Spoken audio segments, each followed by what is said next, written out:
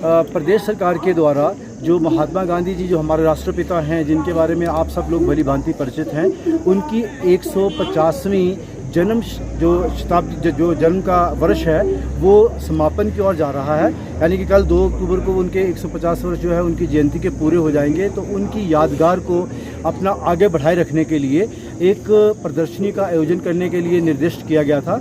और आज आपके सामने ही यहाँ पर शिमला में पद्मदेव कॉम्प्लेक्स के इस अपना रिज मैदान के ऊपर जो है हमने यहाँ लगभग जो है वो 16 पैनल्स जो है वो प्रदर्शित किए हैं। और इन 16 पैनल्स में राष्ट्रपिता महात्मा गांधी जी के उन चित्रों को, उन छाया चित्रों को प्रदर्शित किया है जो अपने आप में ऐतिहासिक ही नहीं है बल्कि वो दुर्लभ भी हैं। आप देखेंगे जब आप प्रदर्शनी का सर्कल एम्बुलेट करते हैं, चक्कर लगाएंगे, तो आप इस बात को देखेंगे कि हमने महात्मा गांधी जी के 2 अक्टूबर 1869 के जन्मदिन, जिस दिन वो जिस जगह पे पैदा हुए थे, उस छाया चित्र को भी लगाया और उसके बाद उस प्राथमिक पाठशाला के बारे में भी दर्शाया चित्र के माध्यम से, जहां उन्होंने शिक्षा ग्रहण की है। और धीरे धीरे जब आप प्रदर्शनी में आगे बढ़ेंगे तो आप इस बात को भी पाएंगे कि उनकी जो एक्टिविटीज़ हैं, जो उनकी सहभागिता उनकी धर्मपत्नी ने दी है, कस्तूरबा गांधी जी ने दी है, उनकी भी हमने छायाचित्र लगाया ताकि हम ये बता सकें कि राष्ट्रपिता महात्मा गांधी के जो भी क्रियाकलाप राष्ट्र के प्रति रहे हैं वो समर्पित रहे हैं, उनमें उनकी पत्नी का भी योगदान रहा है। उन छायाचित्रों के माध्यम से हम आगे बढ़ते रहे हैं और उनकी सारी एक्टिविटीज़ को हमने दक्षिण अफ्रीका में की गई गतिविधियां, देश के प्रति किए गए कार्य के लिए, फिर दक्षिण अफ्रीका से यहाँ पर लौटना, आके डॉक्टर राजेंद्र प्रसाद जी से मिलना, मौलाना अब्दुल कलाम आज़ाद से मिलना, सरदार पटेल जी से मिलना, जिन्हें लोक पुरुष भी कहते हैं, और सारी गतिविधियाँ बाकी के जितने भी महत्वपूर्ण हमारे राष्ट्र से जुड़े हुए देशभक्त रहे हैं उनके साथ की छायाचित्रों को प्रदर्शन किया है। लेकिन इसमें एक बात मैं विशेष रूप से कहना चाहूँगा आपके माध्यम से कि आप देखिएगा कि हमने इस छायाचित्र प्रदर्शनी को यहाँ पर रिज के ऊपर लगाने का एक उद्देश्य ये भी रखा कि महात्मा गांधी जी के बारे में यहाँ के स्थानीय लोग, इस प्रदेश के लोग, यहाँ पर जो अपना पर्यटक आए हैं वो भी इस बात को जान सकें कि महात्मा गांधी जी पूरे देश या विदेशों में ही नहीं अपना प्रवास करते रहे अपने क्रियाकलापों को लेके, बल्कि उनका शिमला में भी जो है 1921 से लेकर 1946 तक लगातार जो है वो यहाँ पर आवागमन बना रहा, आते जाते रहे। और वहाँ आपने देखा होगा कि भी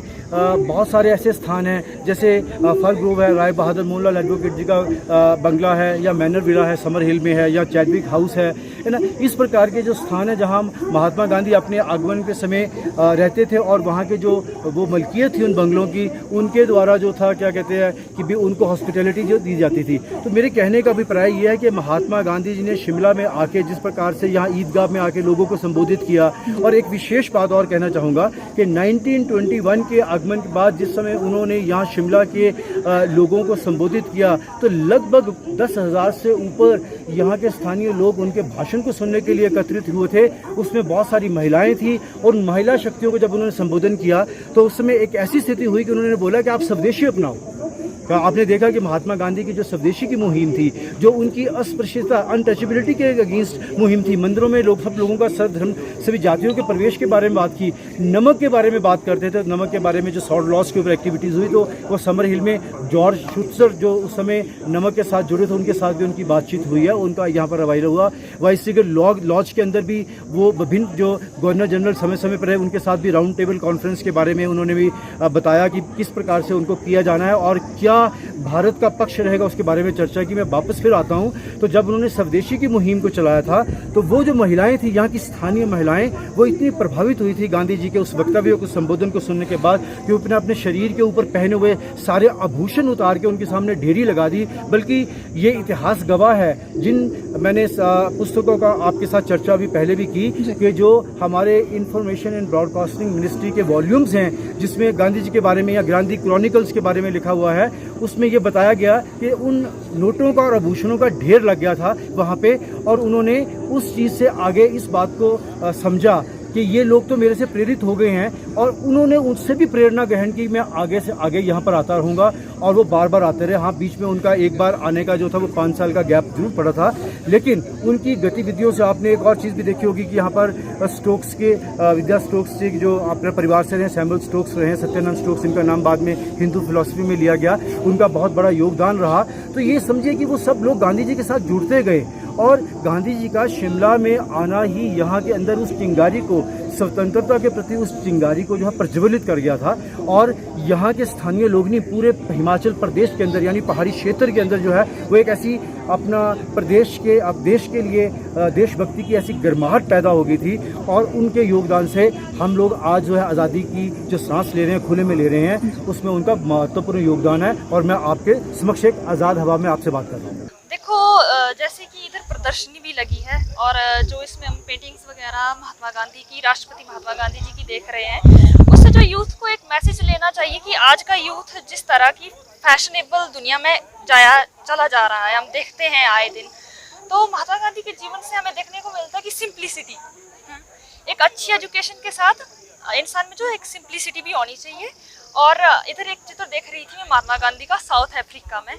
तो यूथ को एक जो प्रोटेस्ट करने की पार है, जो एक हम विंगे यूनिवर्सिटी के स्टूडेंट भी हमें मतलब कि एक पॉलिटिकल राइट मिलता है, तो कितनी सिंप्लिसिटी से अन्याय के खिलाफ लड़े थे, हमें वो भी उनके जो लाइफ से देखने को मिलता है।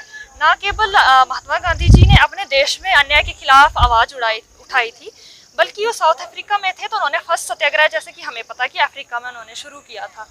तो हमें ये भी देखने को मिलता है कि चाहे अन्याय जहाँ भी हो रहा है, चाहे बीइंग हमारी कंट्री में हो रहा है, चाहे दूसरे की कंट्री में हो रहा है, उसको जो है उसके खिलाफ आवाज़ उठाने का जो कॉन्फिडेंस है वो हमें होना चाहिए। आज का यूथ जो है महात्मा गांधी के बारे में हमें ये सीखना, कल उनका जन्मदिन है 2 अक्टूबर 1869 में वो पैदा हुए। वो एक सिंपल पर्सन थे, मतलब कि वो खुद ही सेल्फ डिपेंड थे, वो अपना काम खुद ही करते थे। और हमें इससे ये सीखना चाहिए कि हमें अपना काम खुद करना चाहिए और कड़ी मेहनत के साथ काम करना चाहिए हमें। और जैसे सत्याग्रह हो गया, उन्होंने हमारी आज़ादी के लिए बहुत लड़ाई लड़ी, मतलब अपना बहुत योगदान दिया, उसके लिए हम उनके बहुत शुक्रगुजार हैं। भारत देश को फिरंगियों से आज़ाद करवाने में देश के राष्ट्रपिता महात्मा गांधी ने अहम भूमिका निभाई थी। देश उन्हें बापू गांधी के नाम से भी जानता है। बात अगर हिमाचल प्रदेश की करें व शिमला की करें, तो शिमला से भी बापू का काफ़ी पुराना नाता रहा है। वे कई बार शिमला आए थे। आज ऐतिहासिक रिज मैदान पर भाषा एवं संस्कृति विभाग द्वारा बापू गांधी के जीवन से जुड़े कुछ ऐसे चित्रों की प्रदर्शनी यहाँ पर लगाई गई है, जिनसे हम सभी को एक सीख भी मिलती है व साथ ही साथ हमें बापू गांधी को और करीब से जानने का अवसर भी मिलता है।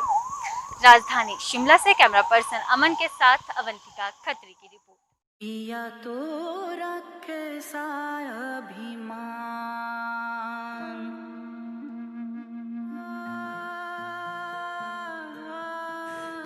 घर से दूर होकर भी दिल को हमेशा यह एहसास रहता है, उनका प्यार और फिक्र हमेशा मेरे साथ रहता है। भूषण ज्वेलर्स, अनमोल रिश्तों के लिए।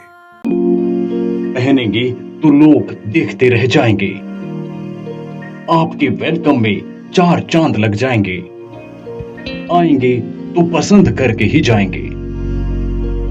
ट्रेंडिंग, आरामदायक और किफायती सूट, शेरवानी और blazers. The blazers, Manohar Singh and Sons, Lower Bazaar, Shimla.